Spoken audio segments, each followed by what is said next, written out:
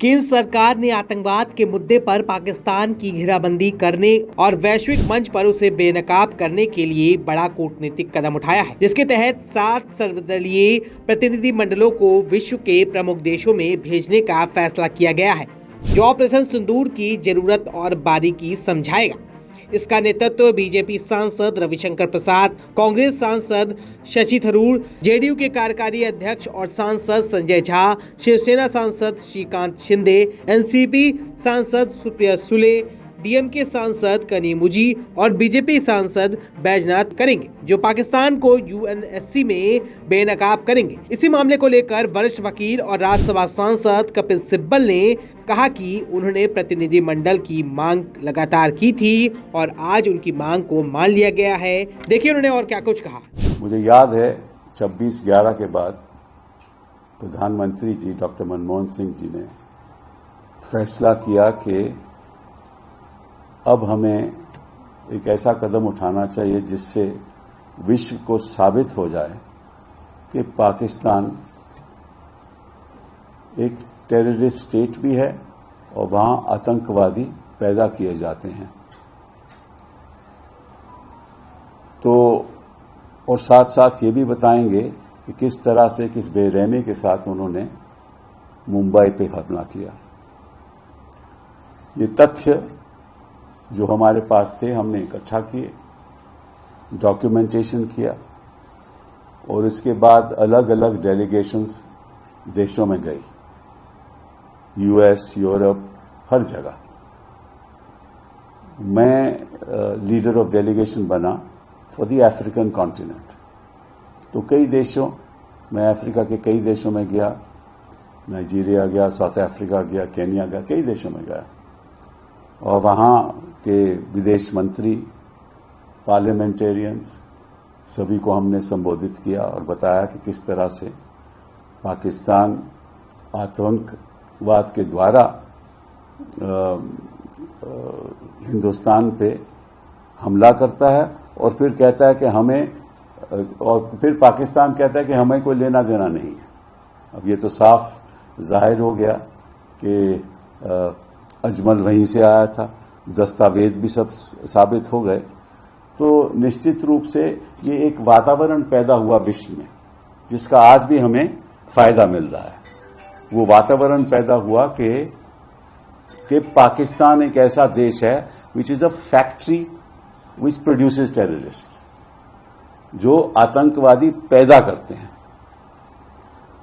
और मैं समझता हूं कि इसी की वजह से आज विश्व में ये एक देश, हर देश की लगभग सोच है जो पाकिस्तान से खास जुड़ा हुआ नहीं है कि भाई पाकिस्तान, इवन चाइना ने भी टेररिस्ट अटैक का विरोध किया और कहा कि निंदाजनक है।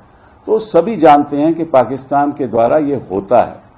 अब सभी स्टेट के साथ जोड़ना नहीं चाहते, लेकिन सभी को मालूम है। तो ये माहौल पैदा करना बड़ा जरूरी था। इस बीच आपको मालूम है कि जो टेररिस्ट एक्टिविटी कश्मीर में घटती गई, डॉक्टर मनमोहन सिंह के कार्यालय में ही घटती गई। जब 2014 आया तो आप आंकड़े देखोगे तो आज से कम टेररिस्ट अटैक्स हुए थे, आज से भी कम। ये शायद जनता को पता नहीं। 2014 में the number of attacks bye terrorist in Jammu and Kashmir was less than what happened in later years after 2014. ये भी एक रियलिटी है। तो निश्चित रूप से एक ऐसा प्रभावित जो हमने कदम उठाया था उसका हमें फायदा हुआ। तो जब इस बार पहलगाम में आतंकवादियों ने हमला किया, बेरहमी से हमारे नागरिकों को मारा, तो तब 25 अप्रैल को, कि ये तो हादसा 22 को हुआ, 25 अप्रैल को मैंने प्रेस कॉन्फ्रेंस की और मैंने 2 मांगे की वहां। पहली तो मांग ये थी कि एक स्पेशल सत्र बुलाना चाहिए पार्लियामेंट का, उसमें चर्चा होनी चाहिए और चर्चा के बाद एक रेजोल्यूशन पास होना चाहिए। अगर ऐसा रेजोल्यूशन पास होता तो निश्चित रूप से उस रेजोल्यूशन के साथ हम विश्व में जाते और हर देश को बोलते कि देखिए एक पार्लियामेंट की सोच है और इसमें विपक्ष और सत्ता पक्ष एक मत में है।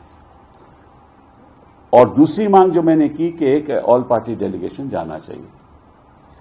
ये बात मैंने 25 अप्रैल को की, फिर मैंने इसको दोहराया 27 अप्रैल की प्रेस कॉन्फ्रेंस को, और फिर 10 मई में जब सीज फायर हुआ तो मैंने सीज फायर के बाद जो प्रेस कॉन्फ्रेंस की तभी भी मैंने ये बात रखी और स्पेशल सेशन की भी बात रखी। लेकिन पिछले लगभग 10-11 साल से मोदी जी विपक्ष की बात तो नहीं मानते, कि लगता है कि भाई कुछ हमारी बात सुन ली उन्होंने शायद। तो इस बात की बड़ी खुशी है कि प्रधानमंत्री जी और सत्ता पक्ष के लोगों को शायद ये ख्याल आ गया कि हो सकता है कि ये बात सही भी बोलते हों।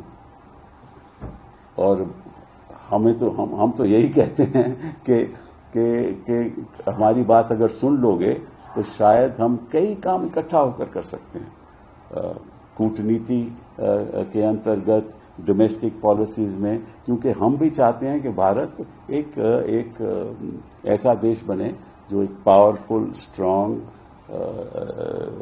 हमारा राष्ट्र हो।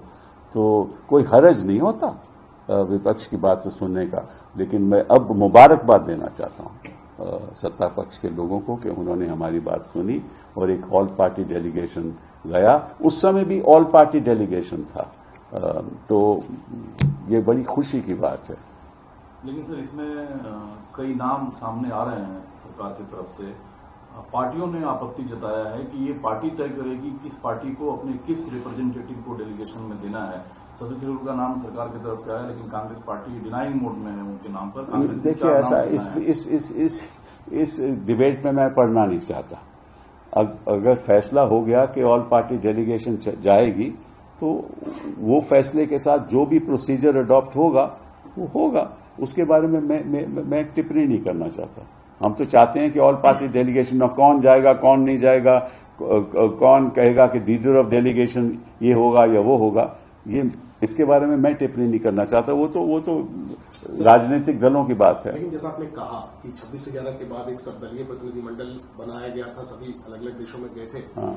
अब एक बार फिर से पहलगाम आतंकी हमले और ऑपरेशन सिंदूर के मद्देनजर एक सर्वदलीय प्रतिनिधिमंडल बनाने का सरकार ने फैसला किया जो अलग अलग देशों में जाएगा।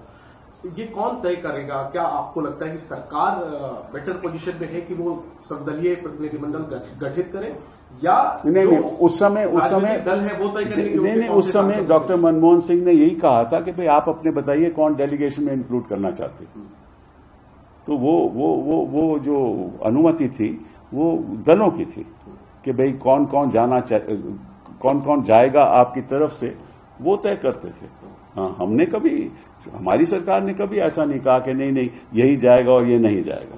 लेकिन अब सर एक आखिरी में से, लेकिन थरूर साहब जितने अनुभवी हैं, उनको यूएन का अनुभव है, विदेश राज्य मंत्री वो रह चुके हैं, और इस पूरे मामले में वो एक देश के एक बड़े तो आप मुझसे ये बुलवाना चाहते हो ताकि मैं कहूं कि हाँ शशि थरूर को लीडर होना चाहिए ताकि कांग्रेस पार्टी उसमें वो, फिर आप टीवी चलाओगे, फिर विवाद खड़ा करोगे ना। आपको सवाल पूछना चाहिए क्योंकि आपको मालूम है जवाब नहीं दूंगा। मैं विवाद के लिए पूछ रहा हूं। सरकार के लिस्ट में थरूर है, सरकार ने जो लिस्ट जारी की अच्छी बात है, तो अच्छी बात है, लेकिन पार्टी की लिस्ट में थरूर साहब नहीं है। इस सिचुएशन में इसमें मुझे क्या लेना देना है? पार्टी, मैं तो जो पुरानी परंपरा रही है मैं तो उसके बारे में बात कर रहा हूं।